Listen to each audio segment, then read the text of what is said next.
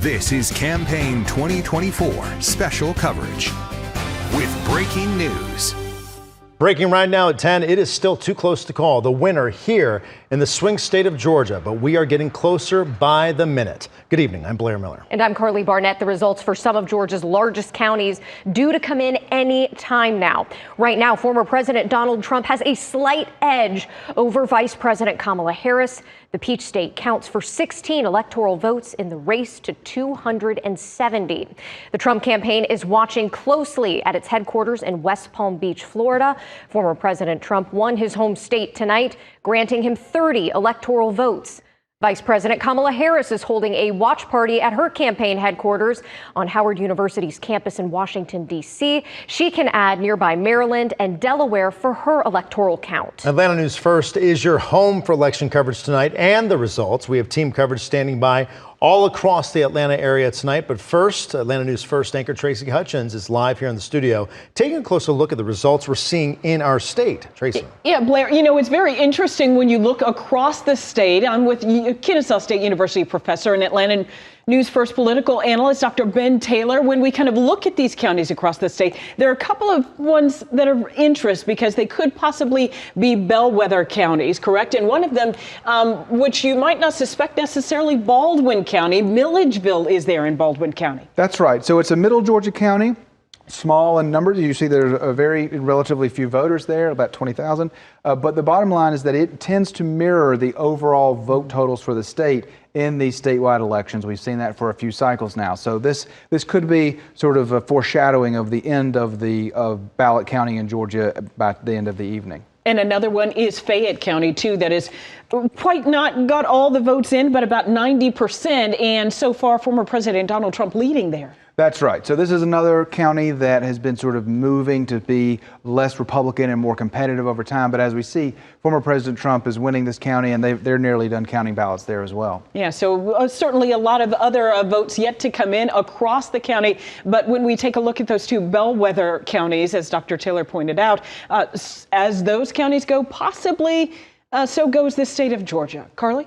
Tracy, Ben, thank you both. And both Democrats and Republicans in North Georgia eagerly watching if their candidate will take the Peach State. Atlanta News First political reporter Doug Reardon is live tonight at the Grand Hyatt Hotel in Buckhead, and that's where the Georgia Republican Party is holding a watch party. Doug, is there a confidence there tonight?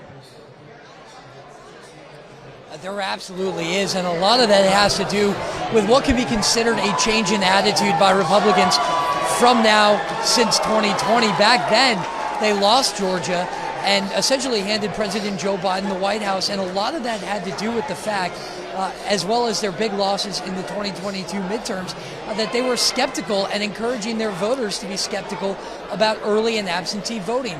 Fast forward to today, when we have had over 4 million Georgians cast their ballots early. Donald Trump and party leaders here in Georgia are now encouraging their voters to get out and participate in those methods of voting. And that certainly seems to be building a lot of confidence here.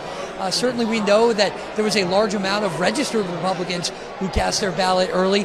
And when I talked to Georgia GOP Chairman Josh McCoon earlier today, right here in this very spot, he told me this was all part of their plan. And Democrats just aren't getting the turnout they need in their strongholds like DeKalb County, Fulton County, Chatham County, Dougherty County. So we feel cautiously optimistic. Yeah, and I apologize for that. Josh McCoon told me, he said it was absolutely part of that strategy, and we'll try and get that soundbite for you on the next one. But even earlier today, Lieutenant Governor Burt Jones got up there, as well as some of the House majority leaders, saying this was a redemption race for them. They are certainly trying to claw their way back from 2020 when they suffered that unexpected loss here in Georgia. Guys, back to you. Doug, thank you. The Democratic Party of Georgia is watching the results, just a short trip south of Buckhead. Atlanta News First Patrick Quinn is live in downtown Atlanta tonight. Patrick, you were talking about patience there earlier tonight. Are they still trying to remain patient?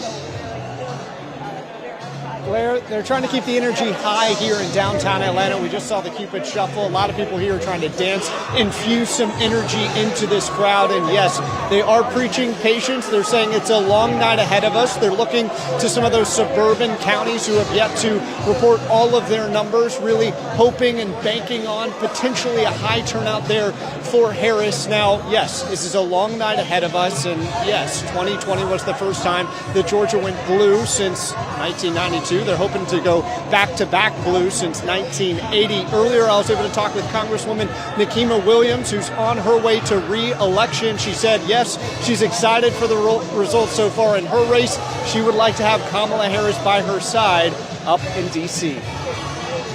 This is a historic night. No matter where we see or how late it takes us to get the results, I want accurate results, not necessarily fast.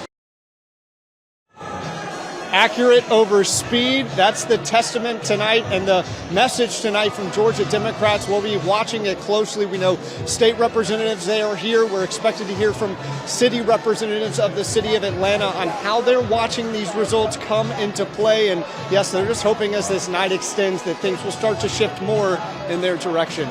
Live from downtown Atlanta, Patrick Quinn, Atlanta News First.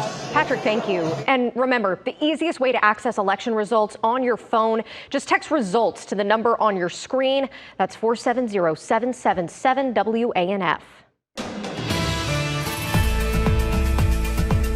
We have a chance for widespread rain in our first alert forecast. Yeah, tomorrow is the first alert weather day. Let's bring in first alert meteorologist Fred Campagna now, letting us know what to expect tomorrow, Fred. Again, it won't be raining all day long, but there will be some rain to contend with throughout North Georgia. Tomorrow, temperatures 60s to around 70, so very mild out there this evening. A couple of spotty showers here and there. Bigger picture, some rain to our west, a little more rain off to our south, and that'll converge on us as we go through the day tomorrow. So some patchy, dense fog is the issue for early tomorrow, for tomorrow morning's commute, but I don't expect a lot of widespread rain at that point. Showers really arriving around midday, a little bit sooner than that as you go south of Atlanta. And the lion's share of the rain will be south and east of Atlanta from this system.